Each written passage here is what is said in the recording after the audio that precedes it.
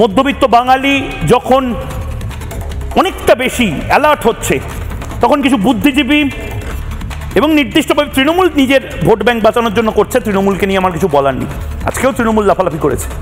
মজার ব্যাপার হচ্ছে, যাদের জন্য লাফালাফি করছে বলে তৃণমূল দাবি করছে, তারা নিজেরা ধরে ধরে আইডেন্টিফাই করিয়ে দিচ্ছে। ময়ূকদা, আপনি এই জায়গাতে এখানে যান, এখানে গেলে দেখবেন বাংলাদেশিরা রয়েছে। কারা বলছে? ভারতীয় মুসলমানরা। ভারতীয় মুসলমানরা প্রতি জায়গাতে বলছে এসআইআর হোক, আমাদের কোনো ভয় নেই। এসআইআরে আমাদের কিসের ভয়? রাজাবাজার হোক, খিদিরপুর হোক, মেচিয়াবুরুজ হোক, দরগা রোড হোক, পার্ক সার্কাস হোক, হাওড়া হোক, হুগলি হোক, ভারতীয় মুসলমানরা বলছে না রে, আমাদের 7 পুরুষের কাগজ আছে।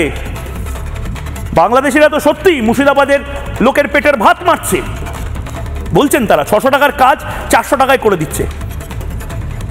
আর কিছু বুদ্ধিজীবীদের মতন মুক্তমনা কিছু ইন্ডাস্ট্রিয়ালিস্ট, তারা ভাবছেন আমি 400 টাকা বাঁচাচ্ছি, বাংলাদেশিরা এসে কাজ করুক। দাদা, আমি সেই সমস্ত বণিকদের বলছি, দয়া করে বাংলাদেশি অনুপ্রবেশকারীদেরকে কোনো ধরনের কোনো কনস্ট্রাকশন কোম্পানিতে কাজ দেবেন না। মুর্শিদাবাদের থেকে দরকার হলে ভারতীয়দের কাজ দিন, দরকার হলে মালদা থেকে কাজ দিন, দিনাজপুর থেকে কাজ দিন।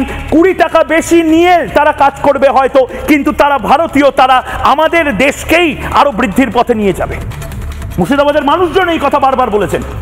একের পর এক রাজমিস্ত্রির কাজ করেন আমার মুর্শিদাবাদের ভাই বোনেরা, তারা বলছেন যে কিভাবে আমাদের পেটের ভাত মারছে ধারণার বাইরে।